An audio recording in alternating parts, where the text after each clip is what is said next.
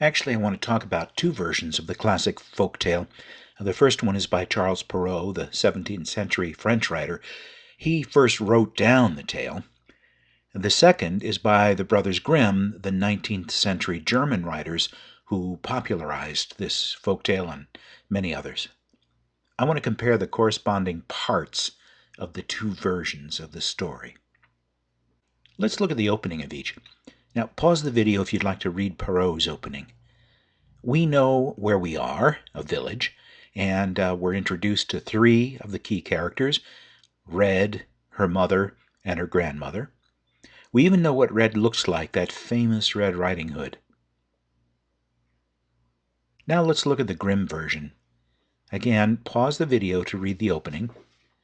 You see the difference? Here Red's mother isn't even mentioned.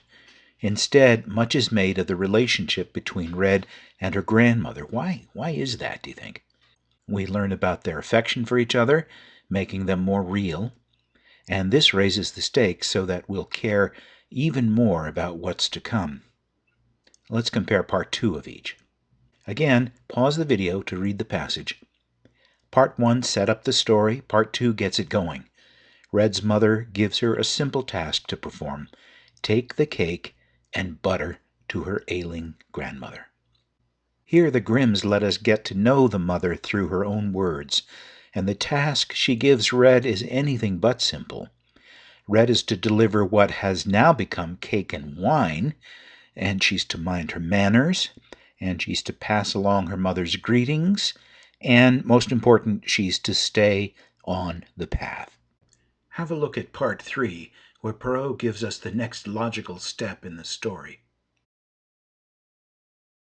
But in their part 3, the Grimms use the opportunity to tell us something about the setting. Perrault's grandmother lives in the village, as we'll see in the next part, but the Grimms' grandmother lives alone in the woods. Any fan of horror movies knows this raises the stakes even higher. Pause the video here to read Perrault's part 4, which is a little longer. We're inside the wolf's mind. We know he wants to eat her, but he won't because there are witnesses, the woodcutters. The Grimm version of Part 4 is very similar to the Perrault version, but there's at least one important difference: more dialogue. It slows down the scene, allowing the tension to build. The Grimms knew how to create suspense, and then there's the extra attention to the grandma's isolation and Red's naive willingness to tell the wolf exactly how to get to her house.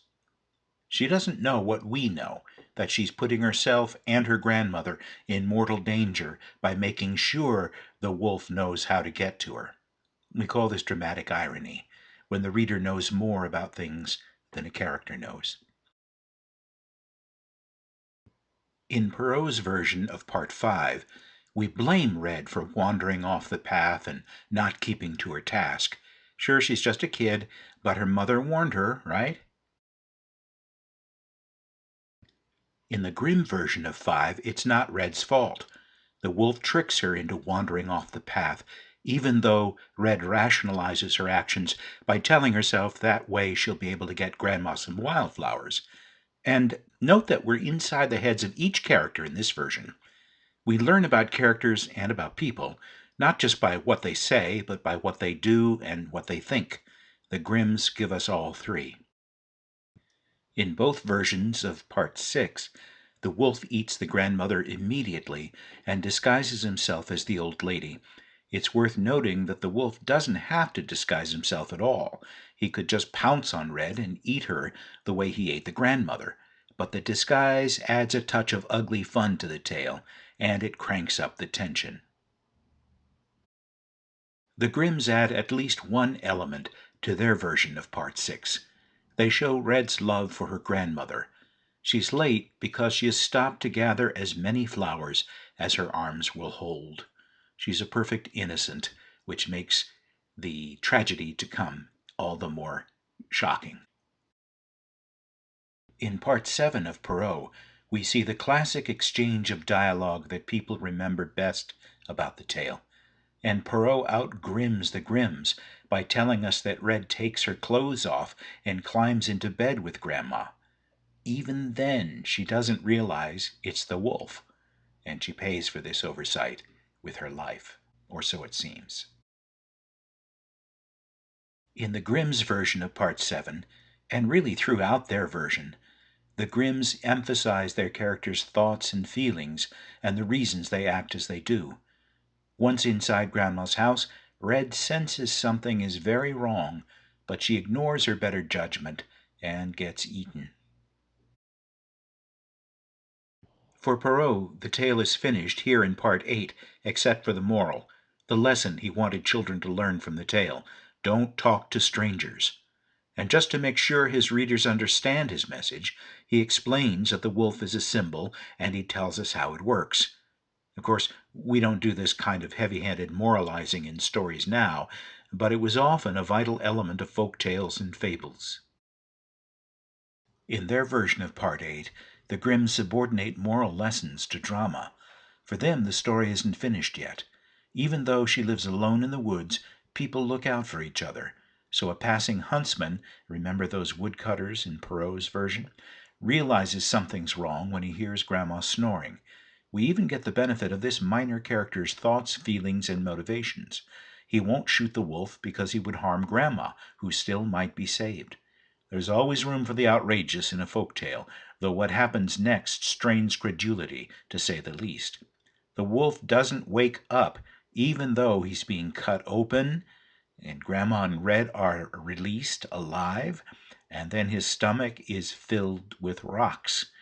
This ending is sometimes considered so grotesque that it's softened in many modern versions of the story. But think about it. It's no more grotesque than what happens in a lot of classic cartoons. And note that, though the Grimms downplay the moral, it's there, but with a difference. For them, the point of the tale is to stay on the path. The whole question of theme is a complicated one for contemporary fiction writers. Here are a few questions to think about. What else does our comparison reveal about storytelling? What other folk tale can teach us about the way stories are constructed? Should every story have a clearly defined moral or theme? Why or why not? We hope you've enjoyed this presentation from the Creighton University Creative Writing Program. Thanks for watching.